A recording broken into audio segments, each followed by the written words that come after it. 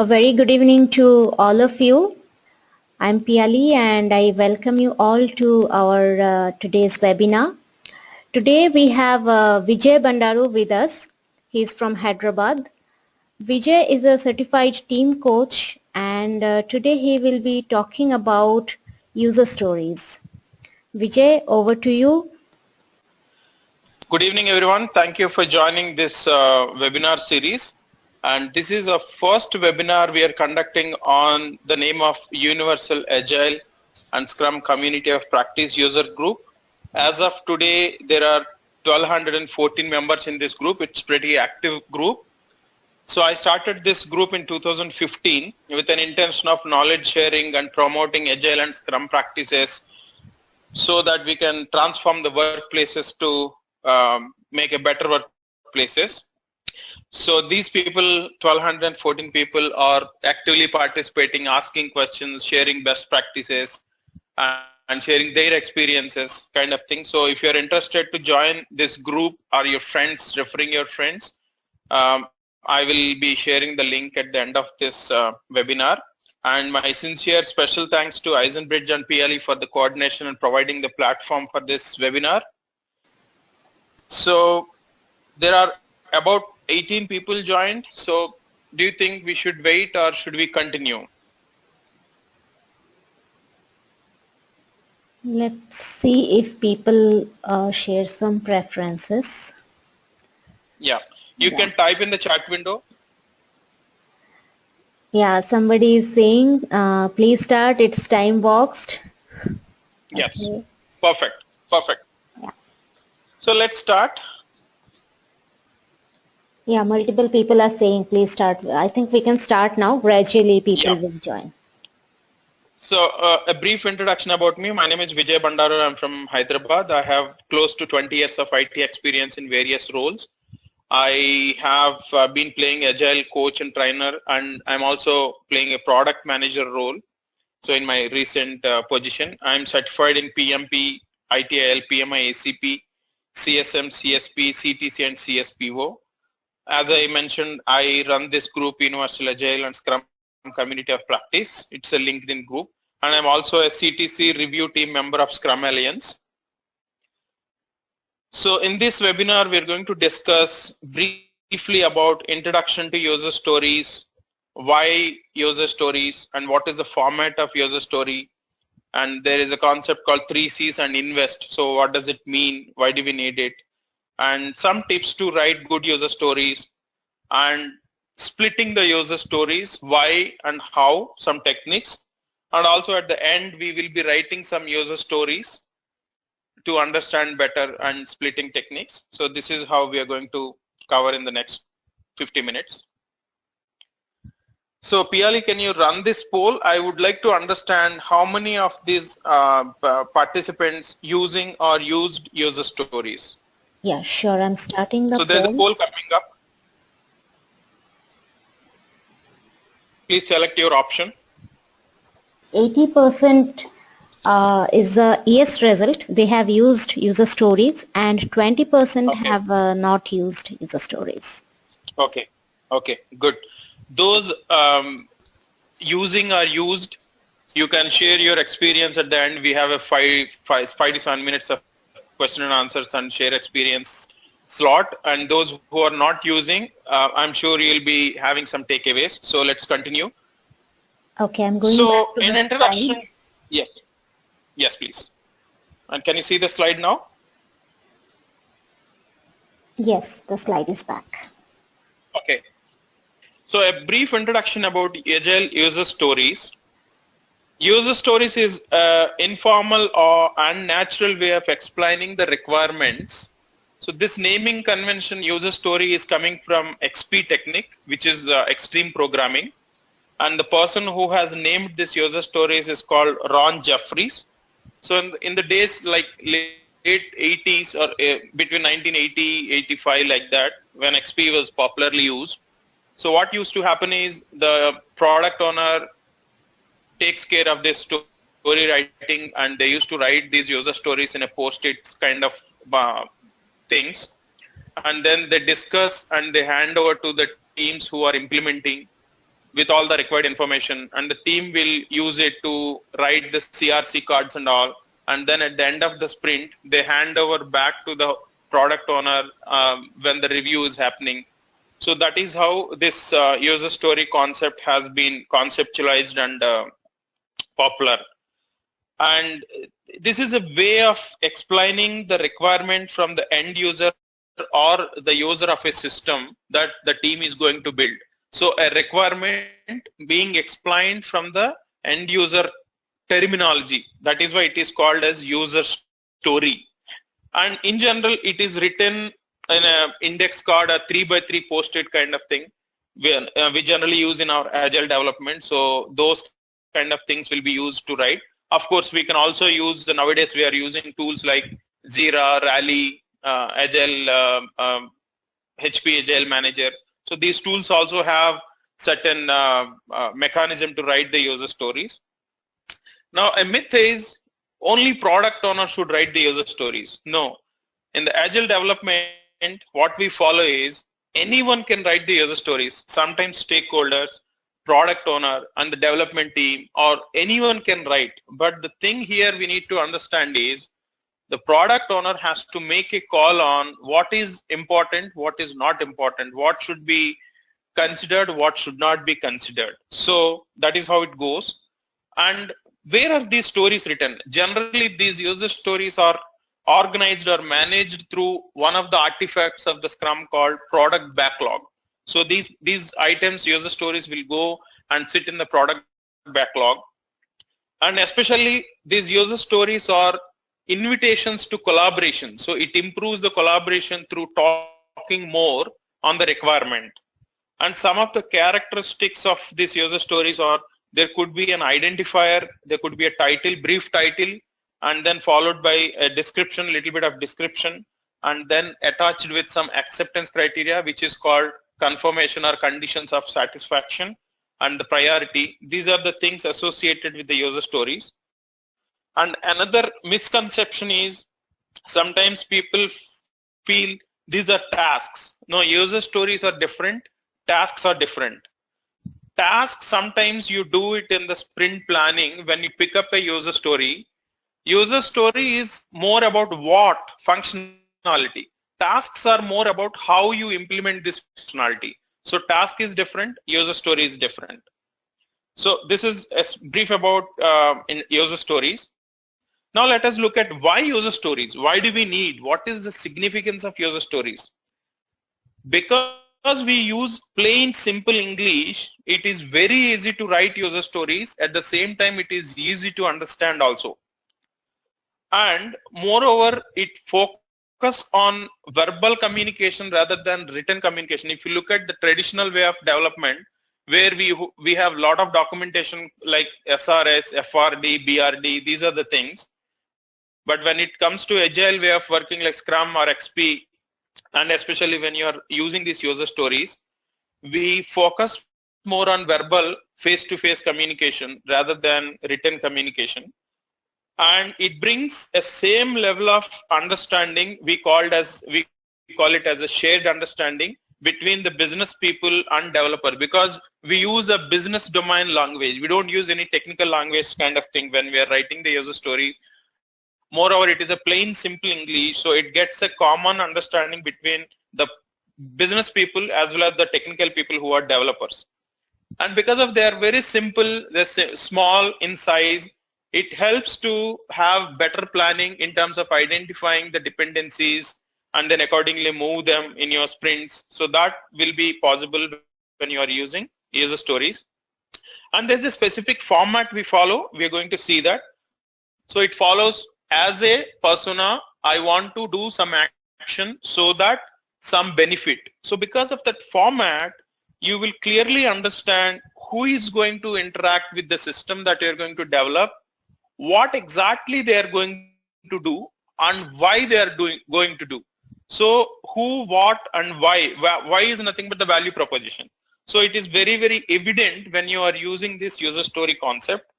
Also, it is easy to maintain and work well for the iterative development because of their small in size and easy to understand. Because of these characteristics, it is very, very easy to maintain and manage them.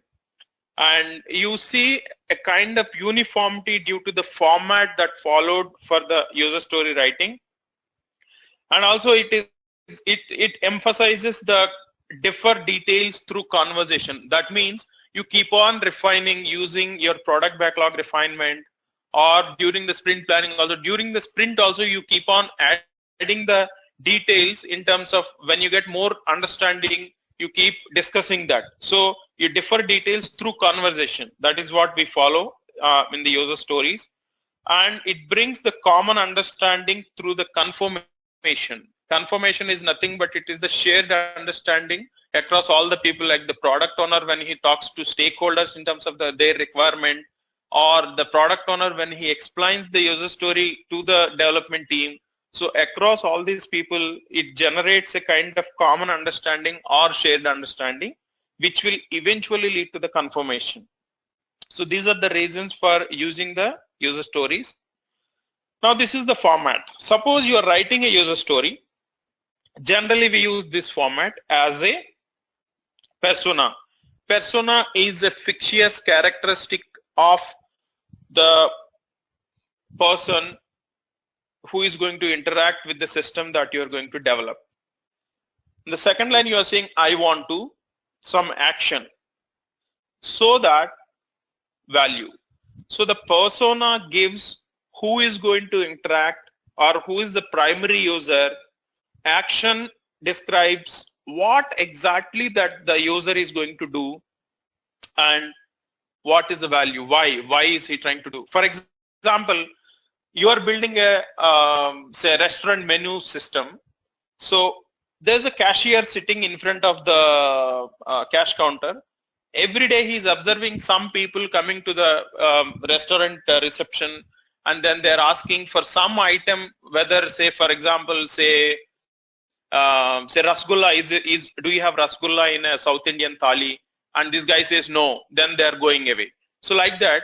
So maybe on an average every day there are 10 to 15 people going back like that. So he can add a story like, as a what is his persona, I want to add rasgulla to the South Indian thali so that there will be 10 to 15 additional customers per day.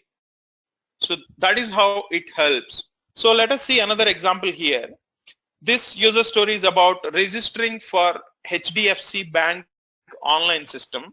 So as a new user, I want to register to HDFC online so that I can manage my account on fly. So this is a kind of small placeholder for the requirement. So when it discusses between the people like stakeholders, product owner development team, so a kind of acceptance criteria will be created through collaborative effort. For example, user login name should not accept duplicate names. So there should be unique name, and the password should have some numbers, special characters, capital, all these things. And less than 18 years of people cannot register because they don't have income or some kind of restrictions or acceptance criteria. So this is how we build the user story, and this is the format of the user story. Now let us understand 3 C's and invest principle. So 3 C's stand for card, conversation, and confirmation. So the card comes as a placeholder. So anybody who wants to have a new functionality in the system, they will write that in the format that we have just seen as a persona. I want to some action so that the value, and it leads to the conversation. It's a group discussion or collaborative discussion across the people, which will eventually lead to the confirmation. That means the shared understanding of the requirement, and also create the acceptance criteria. So this is the 3C concept of the user story. Now let us see the invest principle. Invest stands for I for independent, N for negotiable, V for valuable, E for estimable, S for sized appropriately, and T for testable. So that means whenever you see a user story, whether it is a well-formed user story or not, this invest principle will help you. For example, I states that every user story should be independent. Why should it be independent? Why not we have dependent user stories? our Agile principle number 1 says, our highest priority is to satisfy the customer with early and continuous delivery of valuable software. So the moment you have dependent stories, you cannot release them early and continuously. For example, you have two stories. One is login, one is registration with 50 fields. So login can be done in a 1 day or 2 days maximum, but a registration may take maybe 2 sprints. So even though you have completed the login, you have to wait until the registration is complete. So it is good to make sure the stories, as much as possible, it is independent. At least if you cannot completely remove the dependency, make sure you minimize till the possible extent the dependency. Then you can meet the Agile principle number 1 that we just discussed. And then negotiable. Negotiable stands for the user stories are not contracts or a written agreement kind of thing between the product owner or the stakeholders or the team and the product owner. There should be a scope for negotiation, like should we do this much, or can we do this much, or now or later. So these kind of negotiation should be possible on the user story. Then V stands for valuable. That means there must be a value proposition to the user story. What happens is, if you don't see the third line, as a persona, I want to some action so that is missing, then what happens is you cannot confidently prioritize which story is useful or which story is most important to the end user. So that is why you should always have the value proposition attached to the user story. Estimable. Estimable means the user story should have all the required information so that you can have estimation, confidently do it. So when will you have all the required information? The moment when you want to implement it. So that is the defer details. So defer until the last responsible moment. We keep on adding details to the user stories through backlog refinement. We call that as a progressive elaboration of the product backlog. Based on the importance, based on the urgency of the user stories, we keep on adding these details. So at some point of time, the team feels, yes, now we can estimate, because there are no clarifications pending, there are no assumptions pending. We know high level how the navigation and UI works and what is the acceptance criteria for this user story, and it is not dependent on anything, and so we can estimate. And S stands for sized appropriately. Generally what happens is, when we use the sizing technique like planning poker or story point estimation, 0 to 13 is called a definite range. Anything above 13 is called indefinite range. That means there's more gray area. So when you look at the stories in your backlog, they should be in a good range. Then it will give you more confidence, and you can meet all these principles of Agile manifesto, which is our highest priority is to satisfy the customer, and working software is the primary measure of progress, all these things.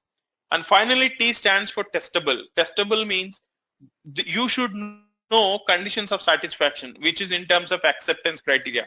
Just now we have seen, as a new user, I want to register to the HDFC online site so that I can have my account managed on fly. So there should be some acceptance criteria attached to the user story. So when you're writing user stories, make sure you follow this invest principle so that your development will be truly iterative and incremental, and you can very easily meet the Agile principles mentioned in Agile manifesto.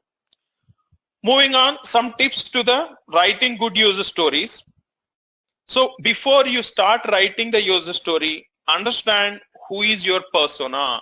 If you are building a bank automation system, try to identify all the possible personas. So for example, there could be a NRI savings bank account holder, one persona, NRI, say another type of banking account, and a branch manager, a regional manager, a clerk, a senior citizen, a child, a student. So all these people are persona. The moment you identify the persona, what happens is you will be able to interact with them, and you will be able to understand, or at least identify what that persona can do with the system, this online banking system.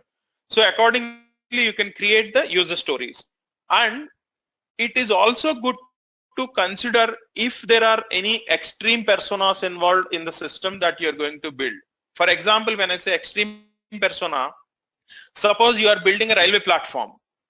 One of the extreme persona could be wheelchair users, physically challenged people. So if you don't consider them, the system you are building, which in the case of example, the railway platform, what happens is it cannot cater some requirements of some special people.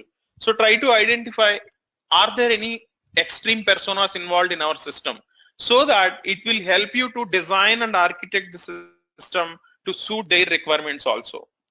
And create stories with the collaborative effort. So we always encourage writing stories. We call it as a user story writing workshops or story mapping workshops. So these are the items that will really help you to brainstorm and identify, very rapidly create user stories, filter them, unwanted things, and you can affinity them, group them, and map them. All these things will be possible through collaborative effort.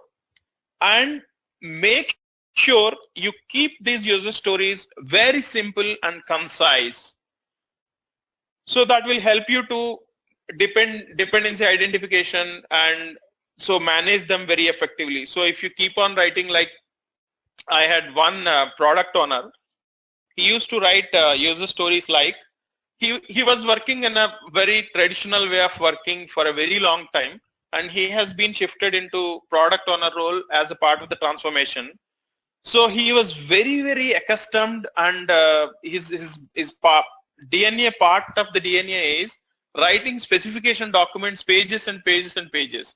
So the moment we asked him to write user stories, he could not still get away of that kind of mindset. So he behind screens, he creates the specifications, and he used to write stories like, for this story, I want the team to implement from section 1.1 of my specification document to 1.3.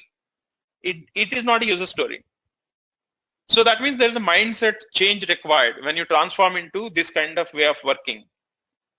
And when you cannot come up with the small things, maybe start with epic, so high level functionality, and then when it comes to time, then drill down that epic into smaller user stories using some techniques that we're going to see. So, but it is not mandatory that always you should use epic. Epic is a big user story which cannot fit in one sprint. So which spans across multiple sprints, we generally call it as epic. And refine the user stories until they reach the ready state. Some teams call it as definition of ready, but in general we don't have definition of ready in Scrum. All the Scrum guide says is, the moment you come to the sprint planning, you should see some items in your backlog in immediately actionable state. So the team collaboratively decides what is that stage called immediately actionable. For example, I don't have any clarifications pending. I don't have any assumptions pending. I know very much what is the UI, if this UI has some, if the user story has some UI, and I know all the acceptance criteria, and I have estimated the user story. So this may be kind of ready state. So refine the user stories frequently and continuously until you achieve that ready state, so that you get good user stories in your backlog. And also try to add acceptance criteria, because this is the condition of satisfaction. It will help you to understand what the end user expectation in order to accept this user story. So this is a kind of begin with the end in the mind. So you know what is the expectation of the user story from the end user point of view. So when you are designing, when you are analyzing, when you are developing, when you are testing, you take care of all these things, so that the probability of getting accepted for the user stories that you are building in your sprint are pretty high. Also, sometimes what happens is you have the user stories, but you don't know where they are.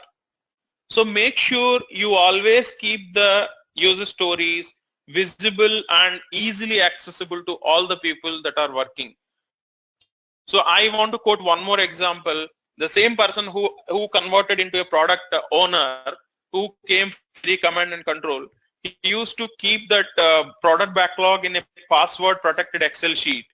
So what happens if the team does not have any idea on why they are building these 3 or 4 user stories in the current sprint, and they don't have a clear understanding of the product vision, so it will not go hand in hand. So make sure, encourage to keep them visible.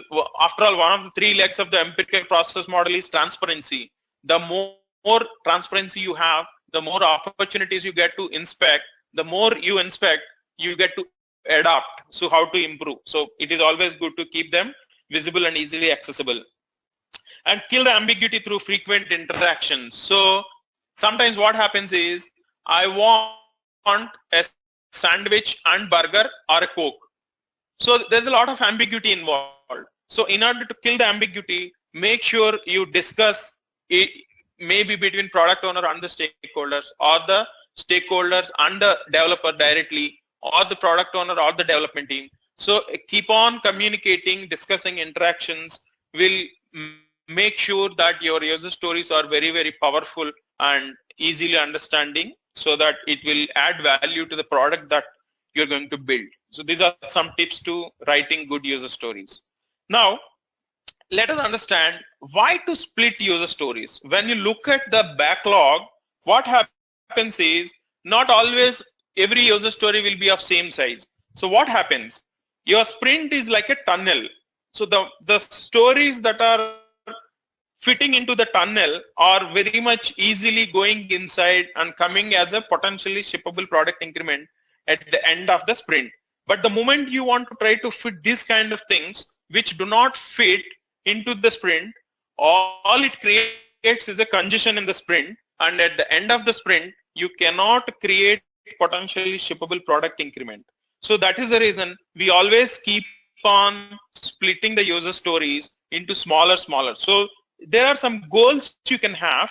For example, the team should be able to deliver few stories, like 6 to 8 stories in 2-week sprint, because we have our agile principle number 1 says our highest priority is to satisfy the customer with early and continuous delivery of valuable software. So if you want to deliver early and continuous, you should have smaller size of items. One user story, maybe 2 to 3 days you should be able to finish. So in a 10 days, maybe you can have 6 to 8 or 5 to 8, whatever it may be. So keep it and focus on single value at a time. Don't try to achieve the big thing. So small things, one at a time, single value, and then once it is complete, then you pick up the second one, like that. Also, there is a Pareto rule called 80-20 rule. What it says is 20% of the features will get you the 80% of the results. So you try to identify what is the 20% in my story, and accordingly you try to split it so that it will become smaller, and you can focus on the 20%, which will bring you the 80% of the value. Also split into appropriate sizes instead of uneven. For example, there's a 13 point story.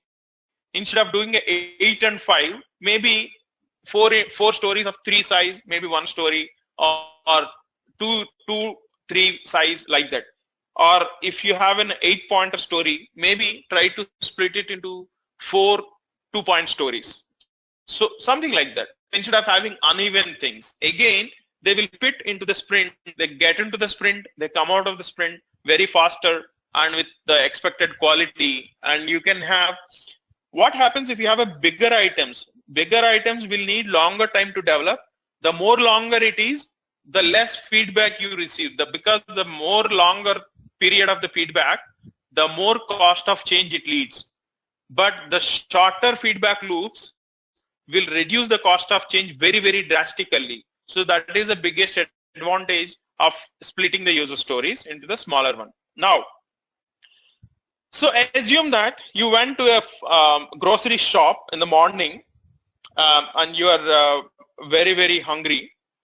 So you took a 5-star chocolate and you gave this 100 rupees note to the shopkeeper, and he said, it is very big to me. So what you have done is, no problem, give it to me, and you have done like this. Is it good? Not really. The reason being, there is no value of it. He is expecting something like this, small ones.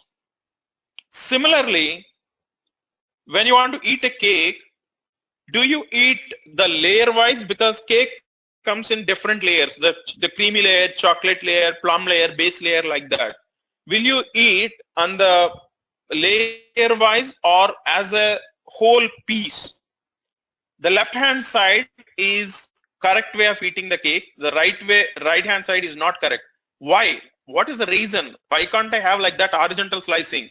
The reasons are value is not delivered, because if you have a user story and you feel that it is very, very big user story, so if you start splitting the user story into the database user story, Java logic user story, front-end user story, and at the end of it, everything testing and integration user story, that means it is not value delivered until the complete all the stories are done. And because of that, it is delayed to reach the customer and waiting until somebody completes one. You cannot do that. So there is a lot of waiting involved.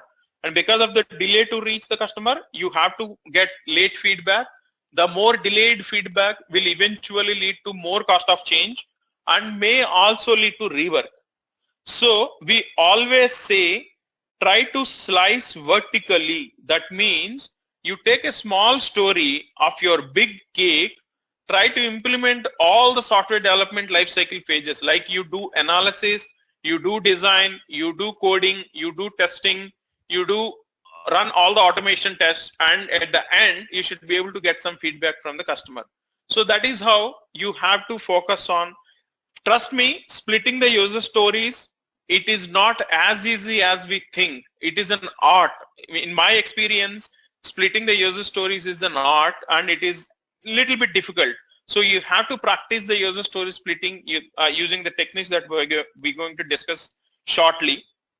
So one example. Suppose I'm the product owner. So I have a story called registration with 45 fields, and you are the team members, and you felt it is a very big thing, so it is a epic kind of thing. So you say that it is not possible to complete in one sprint. So I may have suggested that, okay, first sprint you create the user UI interface, and the second sprint you do the create DB logic and stored procedures and all, and third sprint create the Java code and integrate all these things and deliver it. So is it a good way of splitting? Definitely not. The reason being, until you complete all these stories in 3 sprints, you may not be able to deliver the value. So what is the best way to split? Probably you might ask me, can you tell me out of these 45 fields, what are the bare minimum fields that you need?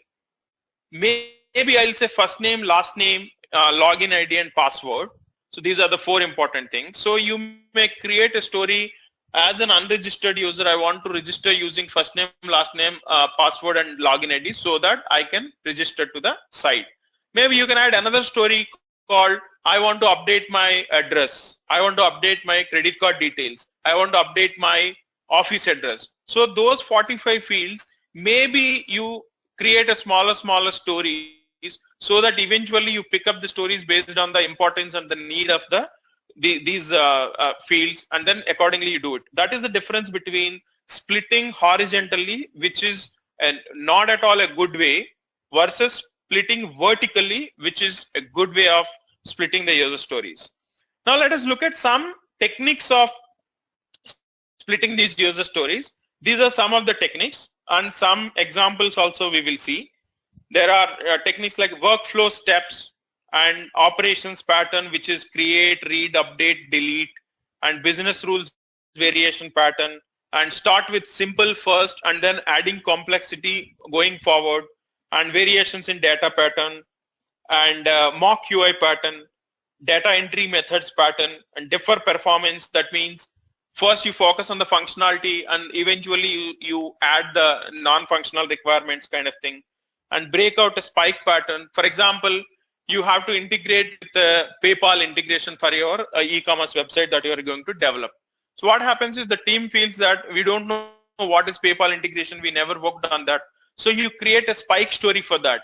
Maybe you write a hello world kind of thing through sending a dummy request to the PayPal API, and then you get a response. Accordingly, you try to understand, and then you actually pick up the PayPal story, or you go through the API documentation provided by the PayPal and then come back and pick up. So that is called breakout a spike pattern. And let us look at some of these examples in detail. So first thing is, one example is, assume that you have an epic called user management, and you feel that it's very big, we don't know what is you are trying to say.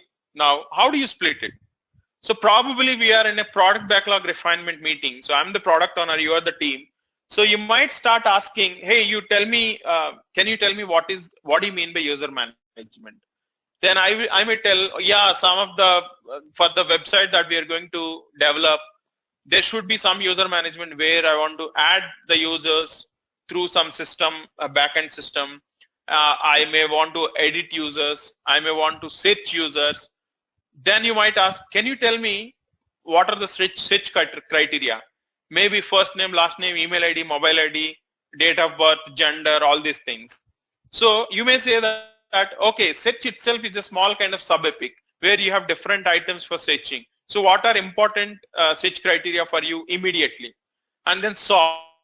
So we are talking about dividing this big chunk of user management into smaller chunks like add, edit, delete, and search, sort. So this is like this. So the user management is like an epic. When you add it to the backlog, when it is not important, it is at a very high level. But when it comes to the implementation time, this is how you eventually progressively elaborate, and you add details and you split into smaller items so that you can fit into the sprint easily and convert them into working software, right? So some more examples. For example, workflow pattern. Suppose you are building a news system. So as a news editor, I want to have my news articles written, edited, reviewed, and published so that I can keep my customers updated with the latest breaking news. So maybe there are some workflows involved. Maybe writing an article, maybe editing one article, that review of that and publish it. So these kind of things, smaller stories you can add it. And business rules variation pattern, wherein as a user I want to set my flight on flexible dates so that I can plan my journey. So this can be divided into smaller stories, like a story to specifically set between X date and Y date, another story for weekend, or another story for a specific day, say for example Monday or Tuesday, Friday, or one day, or story a day plus or minus 2 days. So like that you can have the business rule variation pattern. And simple to complex. For example, as a user I want to set flights between 2 destinations so that I can plan my journey. Then how can you add it? Story with stops, and story for airline base, and story for lowest fare, and story for filters like show me only Indigo, or show me only for this particular region, or show me only between this price range. So what we are trying to do is we're trying to implement the simplest functionality which will drive the 20% of the value, and then slowly adding the complexity going forward. So that is that 80-20 rule combination. And then data entry method, as a user I want to set flights using calendar control so that some value. Maybe you start implementing the story with manual data entry. You provide some text boxes with a label saying enter the date in DD, MM, YY format. So it is easy to implement, and data entry also validations will be, you can implement, and then slowly, because to build the calendar control, all these things, it may take time. So instead of waiting until the calendar control building, all this binding together and create one interface, all these things, you are simply creating one thing with the easy data entry method, and then you are keeping on adding to the next level. This is called data entry method. Now let us do one thing. Based on what we have just discussed, we will try to create some user stories so that we will understand. So I have a vision of building a unique magic watch. So that means that is not available in this earth. So we are all together building a magic watch, and these are all the personas, senior executives like CIOs, CEOs, CTOs, or whoever it may be, and students and sports people, senior citizens, housewife, doctors, trainers. So this is the format of the user story. As a persona, I want to action so that value. For example, as a trainer, I want to use my watch as a data storage device so that I don't need to carry additional data storage device. That's one user story. As a trainer, I want to use my watch as a projector so that I can reduce the risk of dependency on the external projectors. So like that. So I have created this thing called boardthing.com, and you see all these personas here. So what I want you to do is log into this URL I'm typing here on your computer, and just double click on this. You can see whatever. So you can change the color of this using this palette. And if you are writing senior citizen, select this color. If you are writing doctor, select yellow color. So spend some 5 minutes to write some stories, and then we will understand how you are writing stories, and is there a way to split some of these stories that you're going to write. So this is the URL. Please log in to this. You can also log in as a guest. So I'm pasting this URL to you. Please log in and start writing, and everybody can write on their stories under their persona, and then once you complete writing, everybody will be able to see on my screen all the stories. So please go ahead and write stories. So you have to follow the template. As a persona, I want to the action so that the value.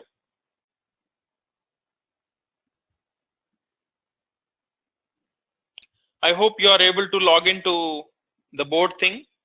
I think you can also log in as a guest.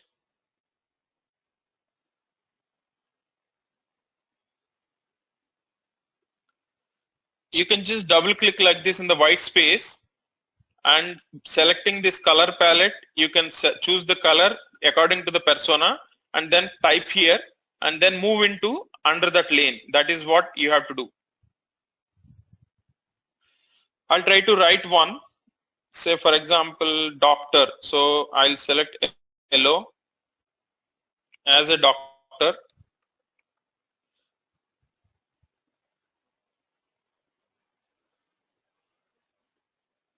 I want to keep track of my appointments of patients so that it will be easy for plan my day.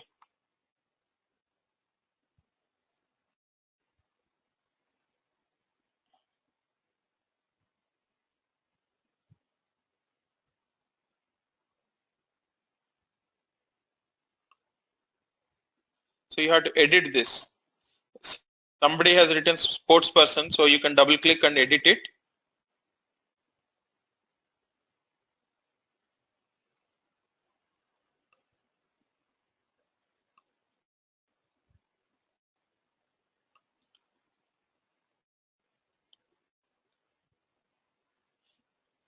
I think you're creating this.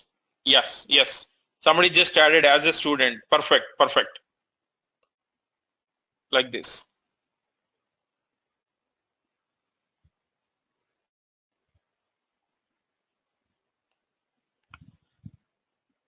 So I want you to write using the format so that it will be easy for you. For example, this is the heading slide. So I want to leave it like that.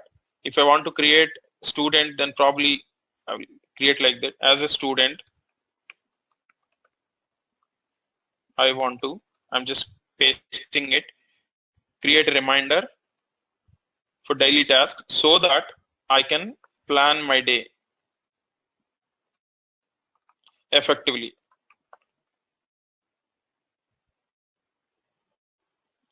So it goes here.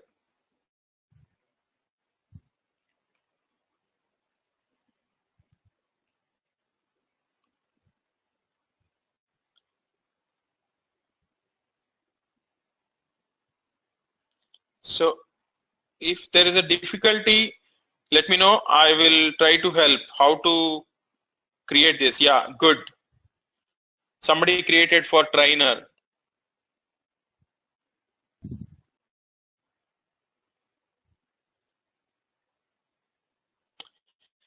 So one of the recent trainings where I was training, my wife also attended the training. So one of the stories she has written for this magic watch example was, as a housewife, I want to have a facility in my watch to track whereabouts of my husband.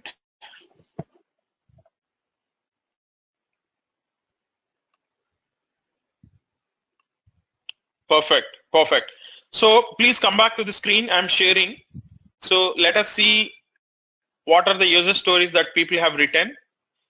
As a senior citizen or senior citizen, I would like to be notified of time to consume the medication. As a senior citizen, I want reminders so that I won't miss events. So the first one, is there a way to split it? As a senior, I would like to be notified of time to consume medication. So before you get notified, you have to set the notifications, right? So maybe there will be another story. I want to set up notifications and I want to receive notifications, something like that. Similarly, one more story. As a senior citizen, I want reminders so that I won't miss events. I want a calendar to alarm at a set time during a day on my laptop, smartwatch and mobile. Maybe you might want to split this into first basic thing, simple thing. I just want to set up and receive. Then I may extend it to mobile, I may extend it to tablet, something like that, because the different devices. So you may have to do some little bit of more design, more implementation, all these things. So simple to complex can be applied here. So you try to write the simple one and then add the remaining things. That's a good example. As a doctor, I want to write my prescription so that my patients can download using their email account. Fantastic story. So maybe I want to, using the watch, I may want to type or I may want to scan it. So how do you want to do it? You can discuss. So that is what the collaborative effort will make sense. So when somebody looks at the story, how do you want? Do you want to really write it? Probably the watch keyboard may be too small to write. So medicine's name may be wrongly spelled. So instead of that, maybe I will write on the paper, I'll just scan it using my watch and then it will be sent to the patient directly. So these kind of details can be discussed. So card is this, conversation is the discussion, and then it will eventually lead to the confirmation, which is the acceptance criteria. Somebody has written, as a student, I want to know how much time I'm spending so that I know the actual time needed to complete a task. So time tracking, good one. As a student, I want to create a reminder for daily tasks, very good. As a sports person, I want to use my watch as a stop clock so that I can use it for my daily practice. As a sportsman, I want to use the watch to so that I can plan my training effectively. So maybe perhaps this should go under trainer instead of sports person.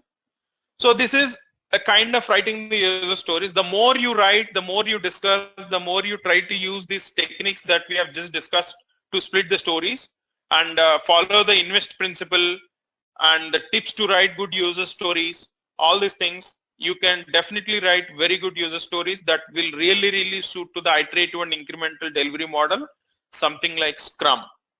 So with that, we can close this and move on to the question and answer sessions. Thank you so very much for joining this session. If you have questions, we can discuss 5 minutes. And this is the group URL. If you want to join this group and encourage your friends or colleagues to join this group, it is very welcome. And we're going to have a monthly webinar. Also, there is an Excel sheet created in the Google Sheets with some topics listed and the voting also done. So we are going to pick up the items based on the priority in the Excel sheet. So you can also create your own topics there and choose voting. So every month we are going to have one webinar.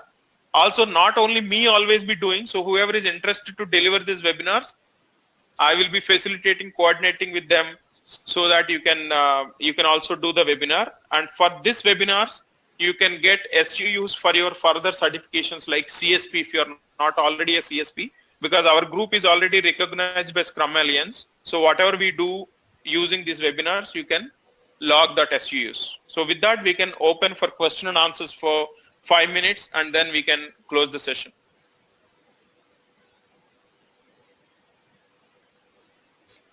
Yeah, just let me check, Vijay. Is there any question in the chat box?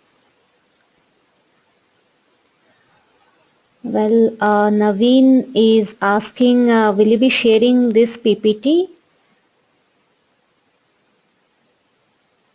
Yeah, the recording will be done. I think Piali is going to share the recording. So if you want the PPT itself, then I'm very much happy to share it. You can write to me.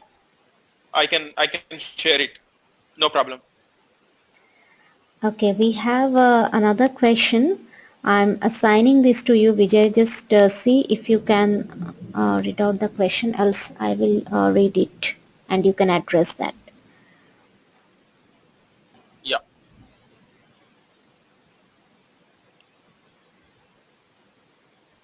How to split stories for end-to-end user scenarios, like checking out a product in e-commerce site, which depends on many applications not developed by the same team or company. Yeah, it's a great question. So that is what the INVEST principle, I stands for independent.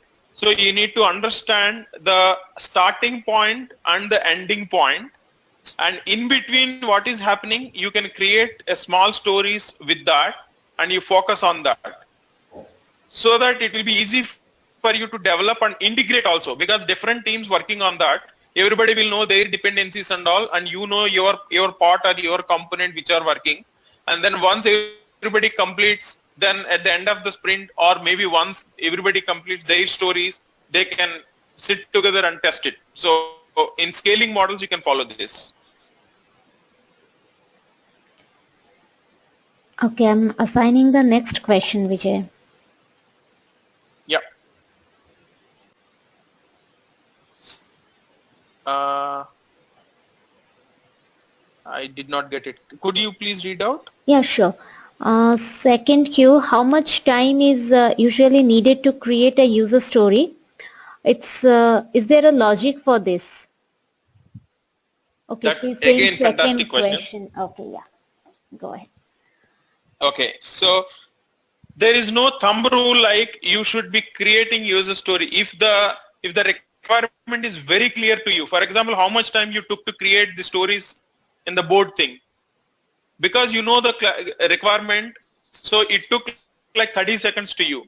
But if you don't know the requirement, or you want to achieve a very big thing in one user story, it will be difficult to write.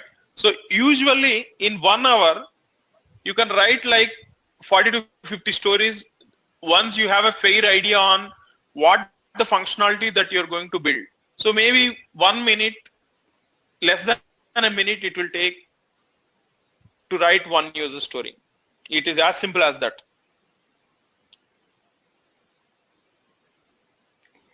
Okay, To be more precise, there is no time like you should write in 30 seconds or you should not take more than 1 minute.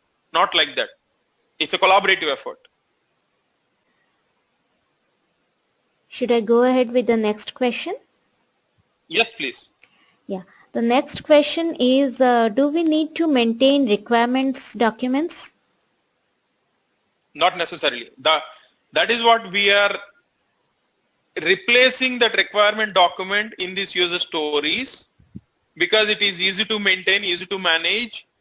So there is no need of having the requirement document at all, because even if you want to discuss some design part, on the back of the card you can also mention that, like this will be implemented in this class, something like that. This will be implemented in this database stored procedure, or the 2 or 3 tables involved in this. So you can write, because the story is very, very minor or small, it will be easy for you to also track the elements like your design elements or some test case elements, all these things on the card or the tool you are going to use. For example, if you are using a Jira, then it will allow you to add some details like this, so that it will be easy to avoid that lengthy documentation. Because as you know, going forward into the project, if you are working in a traditional model, you don't find time to update the documentation. Your requirements will frequently change.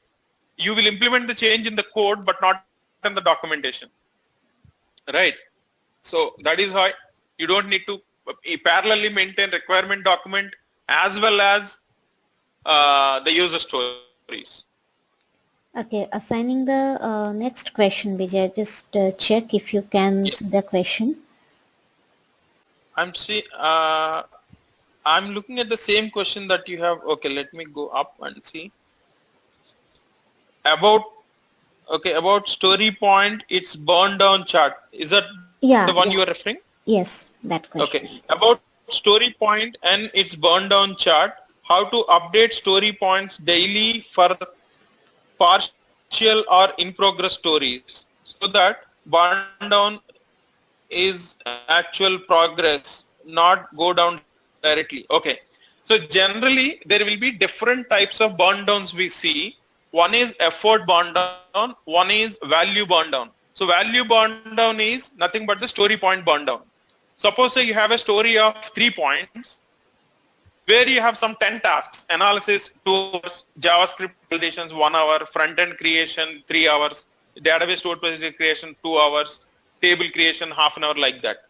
So if you are tracking the effort burn down, whenever the JavaScript is done, that 1 hour comes down. Whenever the stored procedures come down, that complete, the 3 hours comes down. At the same time, once you complete all these tasks and you ensure that your definition of done is met, then the story value 3 points will come down on that. So one will show you how your effort is being tracked or burned down, and then at the same time how the value curve is coming up with respect to the story points value. So by having these two, it will be easy for you to track it. Okay, the final question, and then we can close the session. Yeah. So any easy method to write user stories for DWBI solution, especially when ETL and reporting solutions is involved. So data warehouse and business intelligence, like that, right? If I'm not wrong, DBWI is. So there are two things that you can follow. First, you have to focus on what is the functionality that we are going to achieve, and is there anything technically that we need to implement like that. So avoid writing technical stories like that. So only focus on functionality. Suppose say using ETL you are building some reports. So what report? Maybe if you have 10 reports, then probably each report may be one thing, or if you are building a very complex report, then each section of the report may be one user story. For example, if you want to create a report with some different data types, then each data type may be one user story. Once you complete, you show it. The remaining report maybe you show coming soon or blank. So as and when you update the new user story, that section will get updated. So users can at least start using that report based on what is most important for them. For example, you are building a sales, current day sales. That is most important for me. Then you create a small widget on one report. This is the current day sales. You select the calendar date and then you get the current day sales. Next, maybe cumulative of 1 week sales. Maybe a pie chart with monthly, with differentiating with some categorization. So like that you add stories and you fill that. That is how you can try out. Any other, Piali? No, not yet. That was the final question we had. Okay, thank you so much for everybody to joining, and have a great weekend. And thanks to Eisenbridge and Piali also. Thank you very much. Thanks, Vijay, for sharing your thoughts and insights about user stories. And thank you everybody for joining. Stay connected. Good night. Yeah. Good night.